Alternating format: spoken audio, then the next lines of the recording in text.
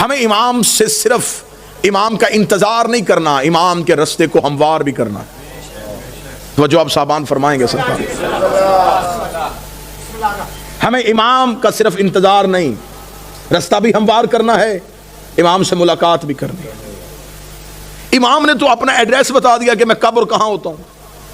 اب اس سے زیادہ امام کو کون شیعہ ہے جو کہے کہ مجھے اب ڈھونڈنے میں مشکل ہے؟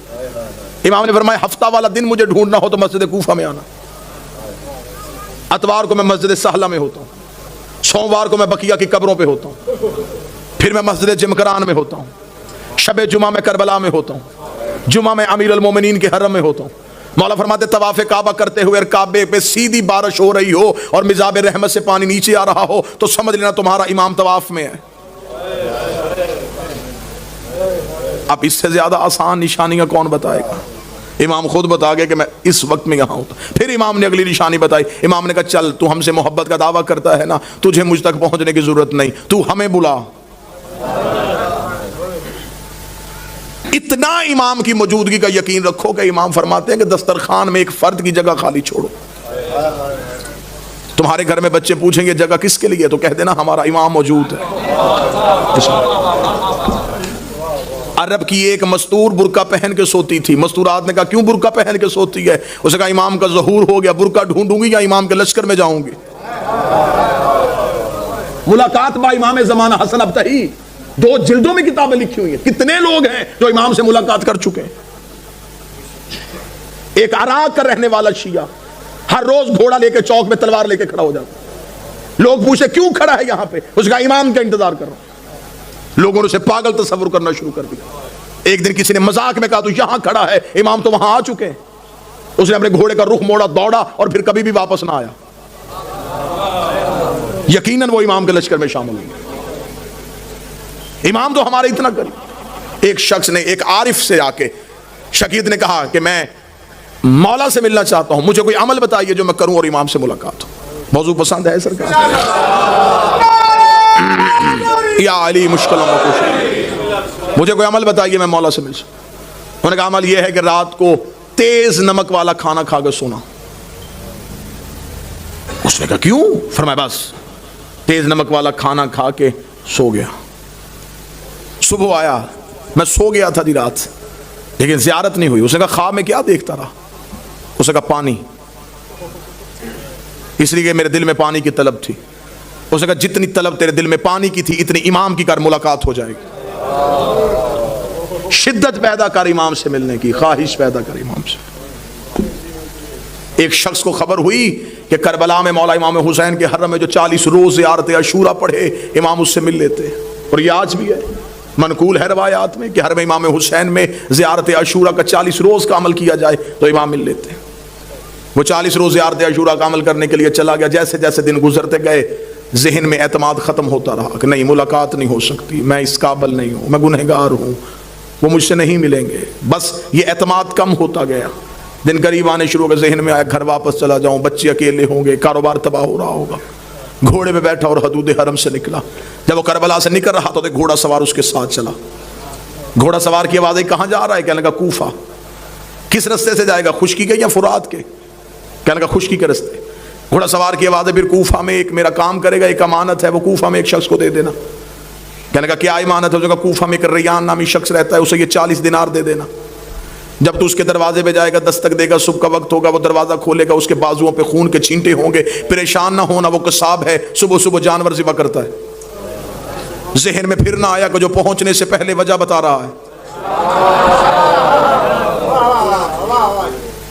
اور یہ مولا سے ملاقات کا عارفین کہتے ہیں کہ سب سے پہلا جو کام ہوتا ہے جب مولا سے ملاقات ہوتی ہے سب سے پہلے دماغ کی سوچیں وہیں پہ رک جاتی۔ یہ حجت سے ملاقات کی سب سے بڑی نشانی ہے، دماغ وہیں پہ رک جاتا ہے۔ جب ملاقات ختم ہوتی ہے تو پھر وہیں سے شروع ہوتا ہے۔ اس لیے معراج کی رات ہر چیز وہیں کی وہیں رک گئی تھی۔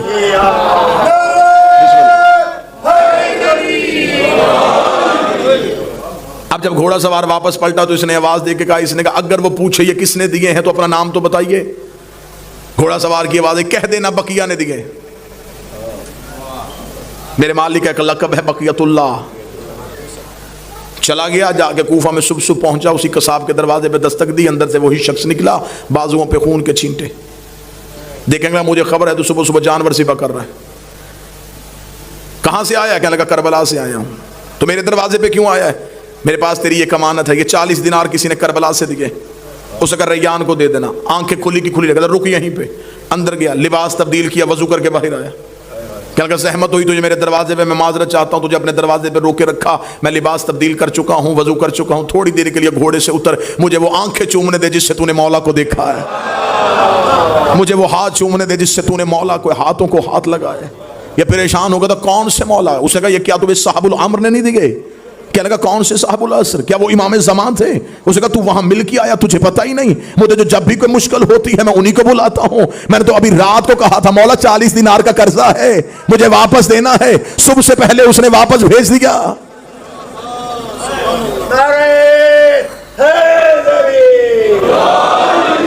مولا فرماتے اتنا مجھ پہ یقین کرو.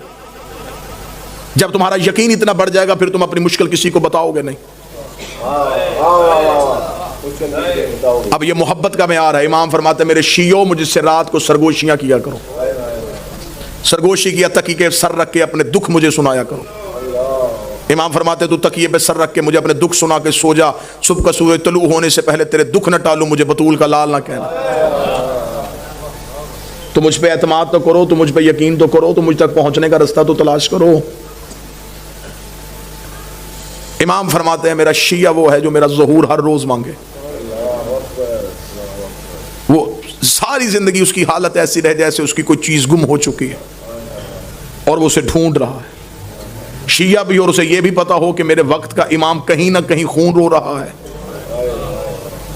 پھر اس کے دل میں یہ طلب ہونی چاہیے کہ میں امام تک کسی نہ کسی طریقے سے پہنچوں. ملاقات امام سے ہے, قبلہ تشریف فرمائے. ملاقات ممکن بھی ہے, ہاں امام ملتے ہیں ہر کسی سے اس کی معرفت کے مطابق, اس کے عرفان کے مطابق. آئیں گے ضرور, برا ہو صحیح, آئیں گے ضرور. چلے میں تحفہ دوں آج کی آخری مجلس میں, ہدیہ دوں. مولا فرماتے جس دن تم چاہو کہ تم مرنا نہیں چاہتے, جس دن تمہارا جی زندہ رہنے کے لیے ہو کہ آج میں زندہ رہنا چاہتا ہوں, عمل یہ ہے مولا فرماتے اس روز آنکھ کھلے تو اٹھتے ہی, بلکہ یہ روز کا معمول بناؤ, آنکھ کھلتے ہی السلام علیکم یا صاحب العصر و زمان, اے میرے وقت کے امام تجھ میں میرا سلام. اللہم صلی علی محمد و آلہ. سائل نے کہا مولا کریں گے سلام تو موت کیسے نہیں آئے گی؟ امام نے فرمایا سلام سنت ہے, جواب دینا واجب ہے. تم سلام کرو گے وہ جہاں بھی ہے واپسی میں جواب دے گا علیکہ السلام. جب وہ کہہ دے سلامتی ہو تو پھر موت کیسے آ سکتی؟ اب امام تک پہنچنے کا رستہ کس نے تعین کرنا ہے؟ جب حجت موجود ہو تو پھر ہمیں غیر کے دروازے پہ جھکنے کی ضرورت ہی نہیں رہتی.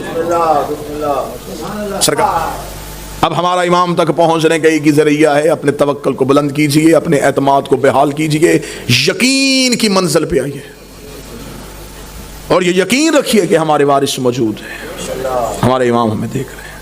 جب یہ یقین آ جائے گا نا کہ امام موجود بھی ہیں, دیکھ بھی رہے ہیں, پھر گناہ کون کرے گا؟ جو بیٹا باپ کے سامنے سگریٹ نہیں پیتا, جب اسے یہ ذہن میں ہو کہ میرا امام موجود ہے, پھر وہ غلطی کیسے کرے گا؟ لیکن ہم نے اپنے اندر سے وہ یقین ختم کر لیا ہے. ہم سمجھتے ہیں کہ امام ہے, بس آ جائیں گے, آ کے ہمارا بھی انتقام لیں گے, اپنا بھی انتقام لیں گے. نہیں, امام کو ایسے نوکر نہیں چاہیے. امام کو ایسے چاہیے جو آج بھی امام کے عشق میں ویسے کھڑے ہوں جیسے امام کے قیام پہ کھڑے ہونا. ہم ظہور کے بالکل قریب ہیں, اور یہ جو آج چھوٹے چھوٹے مسئلے مسائل, یہ مسئلہ وہ مسئلہ, یہ مسئلہ وہ مسئلہ, یہ مسئلے نہیں ہیں, یہ امام کا چھان بریک ہو رہا ہے.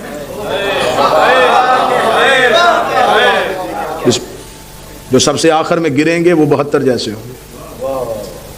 مولا نے فرمایا ہمارے ظہور کے, میرے آخری بیٹے کے ظہور کے وقت سب سے مشکل چیز ہمارے شیعوں کے لیے ہوگی اپنے عقیدے کا تحفظ کرنا. مال چوری ہونے سے بچایا جا سکتا ہے,